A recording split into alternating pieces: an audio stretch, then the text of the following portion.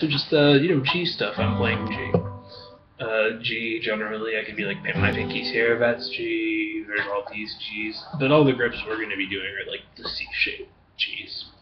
So yeah, I'm going to be playing G, G7, and G plus 6, which is instead of my pinky being on the first string, is on the second string. I meant to say, no, that's 6. Yeah, G plus 6. Like that, where we've got the high E string up, and that's where we're getting a 6. But again, you're just thinking I'm going to hit the high E string, and if you happen to be a person who can hear that was a 6, cool, but we're really just thinking about I'm doing a thing. Yeah, so first 2 beats go 1, 2. First bass note's just by itself, and then I'm hitting 2 notes. Cool. I'd like you to stop and commit that to memory. I'm not kidding. Cool. So now let's just do beats 3 and 4 on their own. And I'm totally not being condescending. This is what you need to do at home. So now you're just working, pretty much you can handle that the first 2 beats went,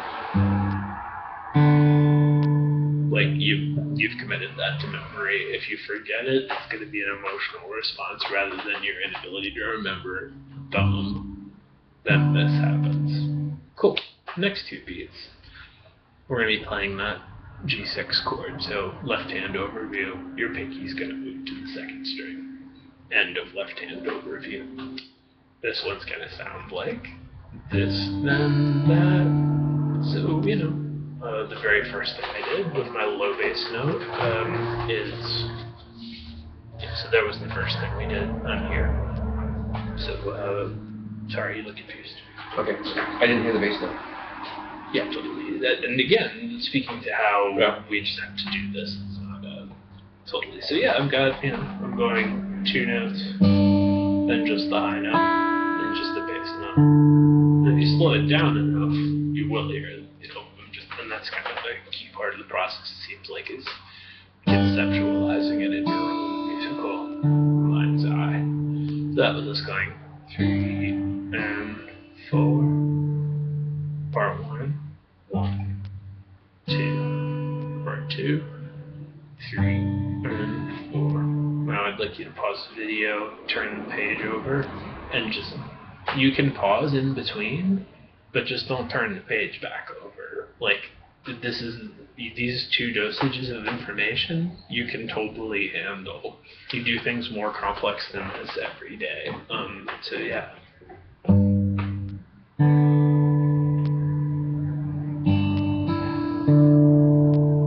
2, 3, and 4. Cool. And I want you to be absolutely sick at that before you try the next thing, which just means that you can go. Not even necessarily repeating it or looping it. And again, there's nothing on the page for you here. It's just a series of hand movements. It goes thumb, pinch, pinch, high, thumb, thumb, pinch, thumb, pinch, pinch, high, thumb, or thumb, both, thumb, high, thumb. Cool.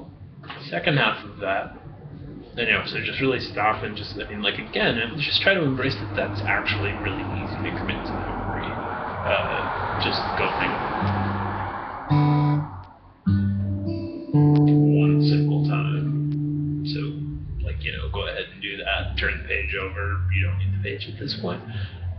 Now, rather than playing that every time, we're going to start at the second measure of G, where we're going to left hand overview. First of all, the last 2 beats, 3 and 4, are identical to what you did in the first measure, so you already know how to do the second half. It's literally that same that you were doing a moment ago. So all we have to learn are beats 1 and 2. Left hand overview is we're playing G, and then we're playing G7. So yeah, I'm going. And those 4/5 bass notes, I'm going, boom. Bo, 1 and 2 and 3 and 4, and again you'll already know how to go. So new part.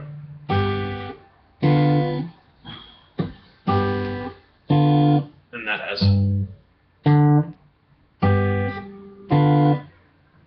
Cool. Those two together, not both sections, just the second half of G. And again, you'll already know when you go to attempt this. Same exact thing. That was the second half of the first bit. So you'll literally have it mastered when you do this. So we'll really just be learning what you're just gonna go. And probably just like 2 to 4 more times than you'd naturally be inclined to before your brain goes, I comply, no problem, I'm gonna do this, followed by that. So then, let's pretend now that the song just consists of the second half of what we're doing for the one chord, the second measure. That it just goes.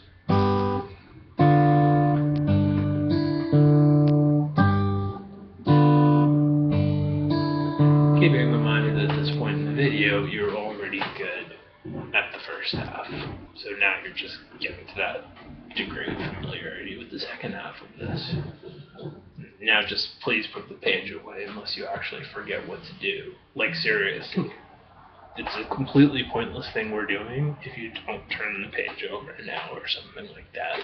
Or if you feel like you need to, just go back over the sections one more time and you can commit this to memory, the part where we read music, separate concept altogether.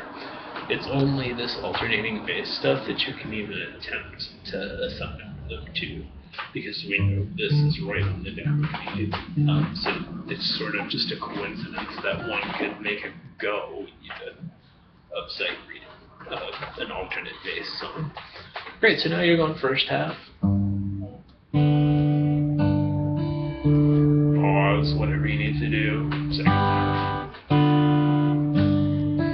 So not feeling like you need to do them both consecutively perfectly now. Just go first part, go back, then second part, and then do them both.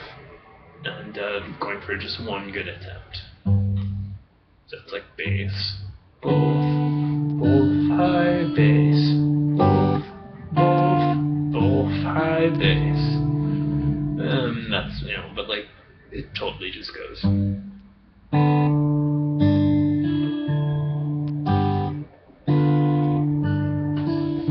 So, just stop and get good at that. Off book, it's so easy to memorize something this length. You've been memorizing all of the previous sections of these songs. It just didn't seem like you were. You weren't thinking 1, 2, 3, 4, 1, 2 when you were thinking about Key to the Highway. You were just looking at the page in case you forgot what to do or whatever. And we see that there isn't the in case we forget what to do portion in this particular song, because we're designing it to be repetitive and easy, and while we're at it, it's an actual riff from the Piedmont thing. So yeah, our 4 chord, we're just playing C7, no alterations whatsoever. So at this point, you're really good at everything before the first line, where I was like, line 1, like you can actually repeat it over and over again. It's totally just 2 measures of the song. You can really handle that. You have to refer back to the page and so just to look at the page. Our first half of C7, we're going 1, 2, and, which was the rhythm that kind of tripped you out in the other song. There's nothing on the page. I'm playing C7. Okay.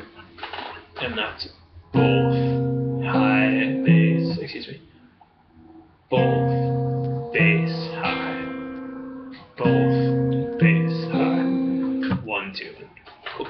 So just, no, don't go home and go.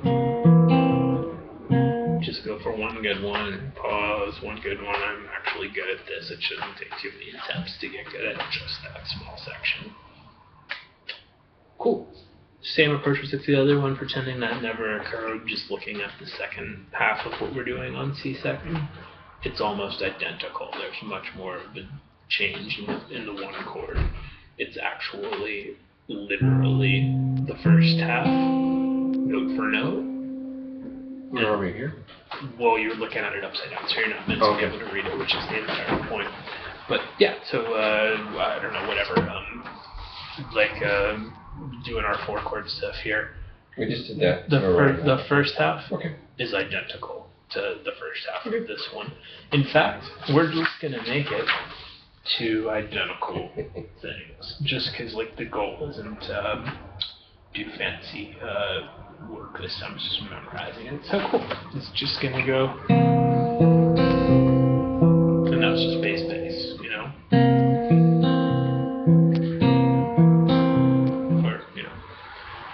Both, bass, high, thumb, both, bass, high, thumb. But just kind of go. Think about the physical hand movement. Look at your hands. Cool. So just get awesome at that. So where you can really do it. Turn the page over. If you need to go back and review your first section, you can. But I really don't think that learning this 4-chord section will take you more than 10 minutes or something in terms of just like getting the sequence down to go. And then the next part's just, you're gonna be alright. So now go back and just get good at, this is a traditional blues, so it's gonna go 1 chord, 4-chord, back to the 1 chord. And we've got it set up where the 1 chord, we're just gonna do the same thing every single time.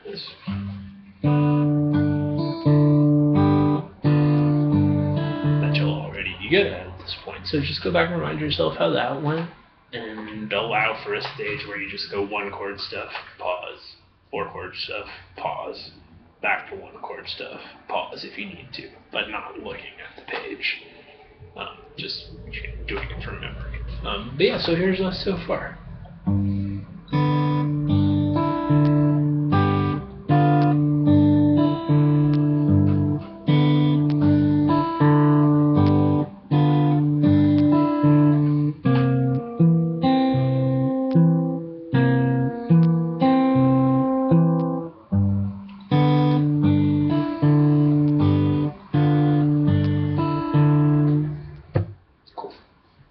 So you're gonna, like, let's think of that as song 1. Just even if you didn't even try the rest of it, being able to play that without looking at the page.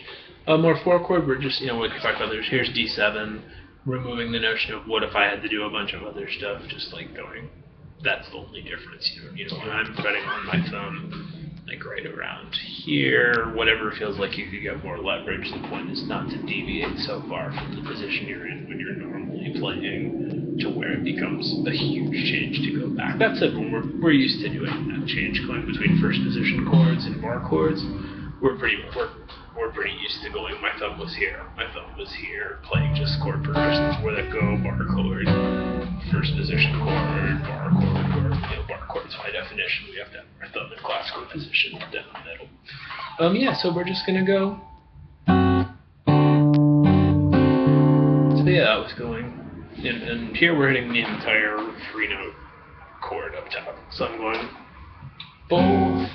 There's the first half, just 1, 2. Second half, 3 and 4. So that was, both, high, bass.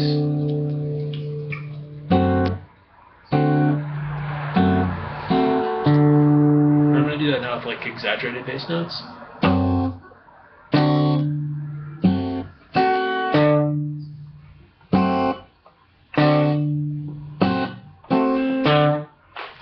And then our C7 part's incredibly identical to what we were doing before, so much so that it is identical. Literally identical to your C7 part from before. So you already know how to do this 4-chord part. It's identical to the C7 that you did before. But you don't have any sense of memorizing right now because you haven't already memorized it. At any rate, there's no new information. This is all a thing you already know how to do. It's literally that same that you already know how to do at this point. So that makes our 5-chord, 4-chord part sound like.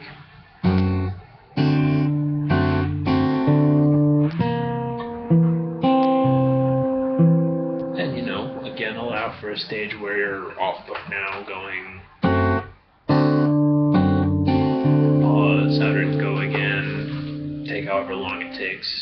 without looking at the page to get to your, allowing for there to be a pause there, as the goal was never to be able to separate it or whatever.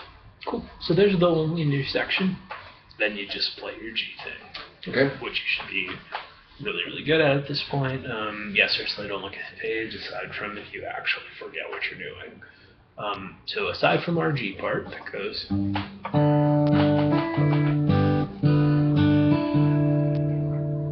all of the C stuff goes literally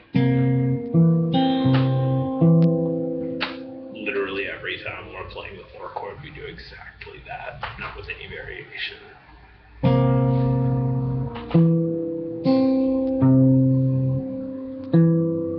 And then we just introduce the D part. I'm going to do the whole thing once just for shits and giggles, and so you have this is how it would sound, but, just like, it's all good. You don't need the page to, you're thinking there's 3 sections. There's the G stuff, there's the C stuff that's always identical, and then there's this one little moment of D that I did. So it's just 3 total things, as opposed to key that way, which is much more complicated. Hey.